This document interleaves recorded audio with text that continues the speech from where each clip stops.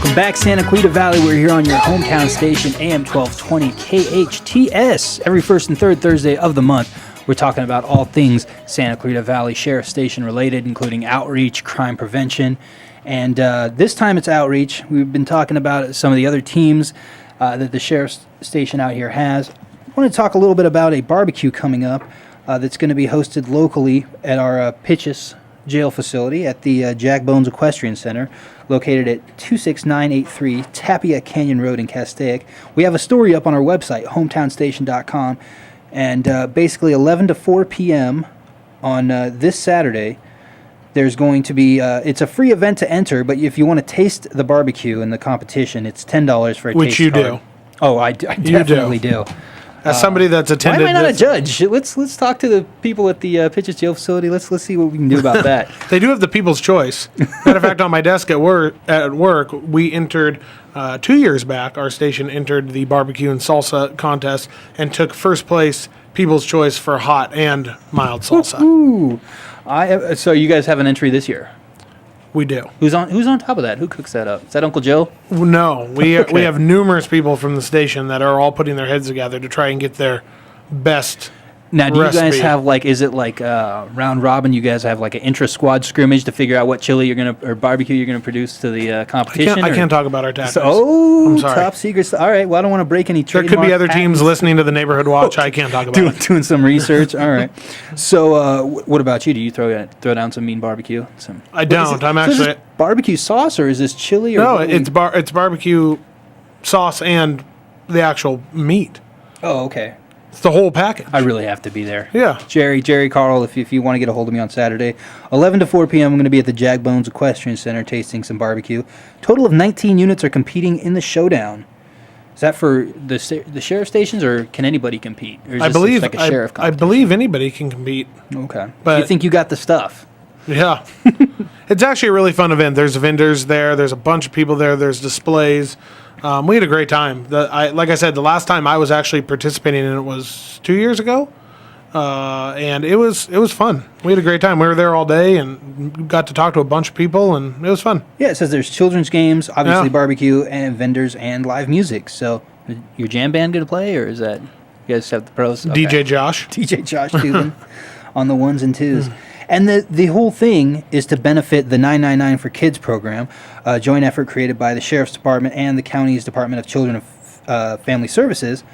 And it helps physically and mentally challenged children who are medically vulnerable or the victims of the most severe cases. So Right. special victims Right. unit investigations and those type of people of neglect and family violence.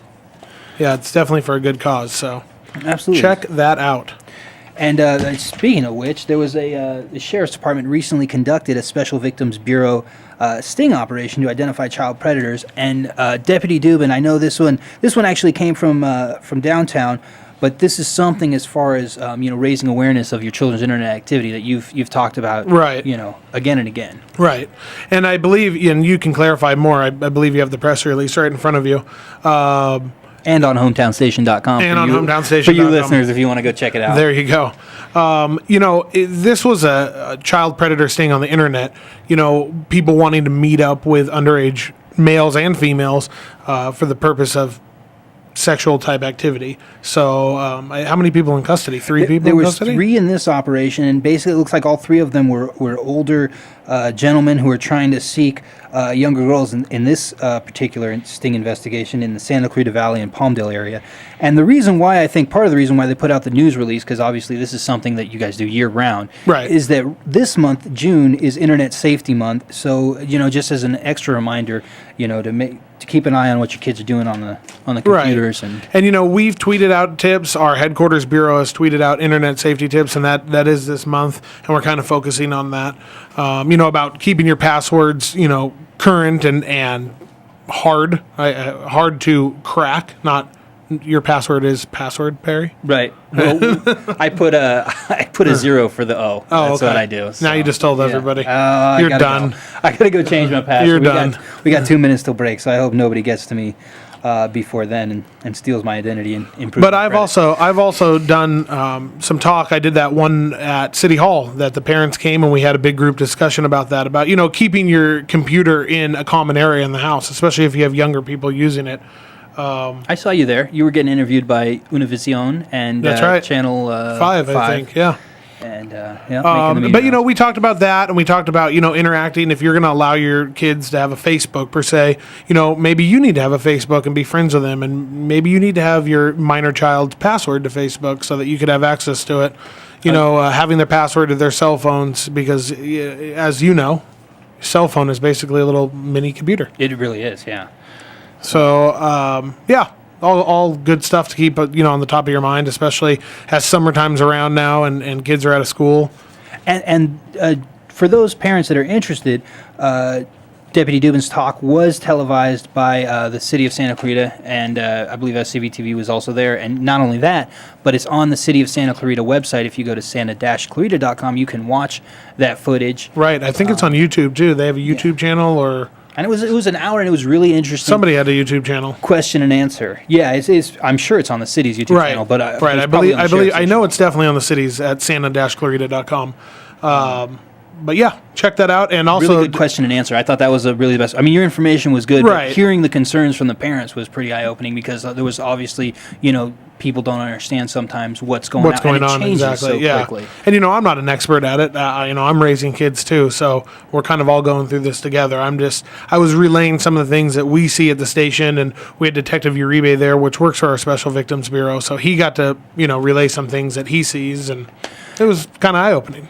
And on that note, we're going to take a quick break on your hometown station, AM 1220 KHTS, and we'll be back. What you want, what you gonna do when Chevy John Brown come for you? Welcome back, Santa Clarita Valley. We're here on your favorite show, the hometown station's Neighborhood Watch, where every first and third Thursday of the month, we talk about the Santa Clarita Valley Sheriff Station. And no matter what Kyle says, this is his favorite show. Yeah, he calls it the third or fourth, but really we know it's the first. And, he has his own show, Jesse and the Jelly Man, from 9 to 10, so he has to say that. But the reality is he's listening. He's not working right now. He's in the other room listening. Of course. And welcome back. Thank you. We're talking about what's going on in the Santa Clarita Valley, and I have a segment that I want to spring on Deputy Josh Dubin called Santa Clarita Valley's Dumbest Criminals. We didn't talk about this. We did not talk about this, but I just found every once in a while we get gems so good that they have to be mentioned. We report the details on our website, but just to go over real quickly, the taxi cab grab and the title that you just made up? And those are titles that you just made up? And the Jack in the Box Bandit. Jack in the Box Bandit, that one I've followed up on very recently, and the fellow missed his court date. But basically, an individual was arrested at 3:30 a.m. on April 14th outside of a Jack in the Box on the 18,500 block of Via Princesa near Jason Drive in Canyon Country. He was charged with misdemeanor second-degree burglary, petty theft, and vandalism. Essentially what happened is deputies responded to a report at the fast food restaurant, didn't immediately see a disturbance, then walked around and found out that somebody had basically broken into the drive-thru window and started frying up some tacos. Turned on the fryer? Turned on the fryer and started helping himself to a late-night dinner. Apparently, he's one of the few Jack in the Boxes that's not open 24 hours. I'm trying to eat healthy, but those tacos are I'm just thinking about it, talking about it. I got to cut down on my salts and fatty Perfect foods. Harry. You know they are. He's 20-something. He can eat whatever. He doesn't have to worry about Jack in the Box fried tacos like we do. So the gentleman was found running around the restaurant. The deputies tried to contact him. He ran away. Deputies outran him, caught him, and 6 tacos were in the middle of being cooked. So there you go. That's if you want the full details, it's on hometownstation.com. He was due back in court in June for the vandalism charges, but he missed his court date, so there's a warrant out for his arrest. But the contents in the bag that was found with Taylor was chocolate cakes, southwestern chicken salads, cheesecakes, and waffles. So he had a very specific food taste. But there was also some, I remember that case, the surveillance cameras were cut. There was some vandalism to the inside of the Jack in the Box. Right. Obviously, the breaking and entering through the drive-through, breaking that window and different things like that. So, And another incident is, again, Oh boy, you're bringing another heater. the taxi cab grab. This woman outside of a restaurant called a cab, trying to do the right thing. She was intoxicated, it looks like, allegedly. But from the story, it certainly seems I have to that's stop the you there. case. You know we're having a DUI checkpoint on Friday? Yes. Tomorrow. 2, right? Multiple locations? It said checkpoints I believe so. on the Nixle from 6 downtown. p.m. to 2 a.m. tomorrow. So, yeah, drive safe. Drive safe always. Right. But especially, And we've tomorrow. talked about all the different ways that you can get home sober Right. on the Neighborhood Watch. Anyways, go back on with your story. So this lady was trying to follow those ways. Again, the story is at hometownstation.com, but she called a taxi cab, wanted to do the right thing, didn't want to drive home. Taxi cab got there, and she asked the taxi cab driver if he would take her to her car. And being a nice guy, he took her to the car, and she realized her car was parked in a place that would get towed if she left it there overnight.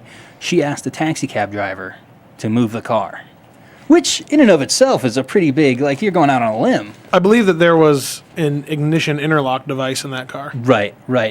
There was, which indicates that there might have been an incident before along these lines, but Which indicates that if you've been drinking, you can't start your car. right. That's what the ignition interlock device Right. is, essentially, right? So this cab driver goes into her car, moves it, and in the process of while he's moving her car to a legally parked spot, he comes back and finds out that the woman who called the cab has taken his cab, allegedly, and driven it to a parking lot very near the restaurant. We'll see. We can say it's in the mall. That was Right. in the report. So it was in the Valencia Town Center Mall on the second or third floor of the parking structure where deputies caught up to the woman Right. In the minutes cab. later, In we'll the cab. say, and made an arrest. Right. So no good deed, I guess. Goes unpunished. She was held on $25,000 bail on alleged DUI for driving the cab. Drunk. Allegedly. So there's 2 stories that I thought, again, the full story is at hometownstation.com, but just come on.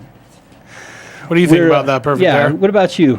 Oh, he's got put no his comment. hands up. No comment on that. No comment. No comment. All right. No comment. But again, as Deputy Josh Dubin had just mentioned, there will be a DUI checkpoint Tomorrow. night. Right. So drive safe, Santa Clarita Valley. Drive sober. Drive sober. Don't spend the night in our jail cell. Right, and have your driver's license and stuff up to date, your papers, your registration. Do you guys check registration and stuff? Not at the DUI Not at checkpoint, DUI no. checkpoints. No, So- this is just, valid driver's license and sobriety. But Santa Clarita Valley, thank you for listening. We're here on every first and third Thursday, the Neighborhood Watch, with your host, News Director Perry Smith, special guest, Deputy Josh Dubin of the Santa Clarita Valley Sheriff's Station, and keeping you informed. Are you gonna take us out with something from the World Cup, like a long goal?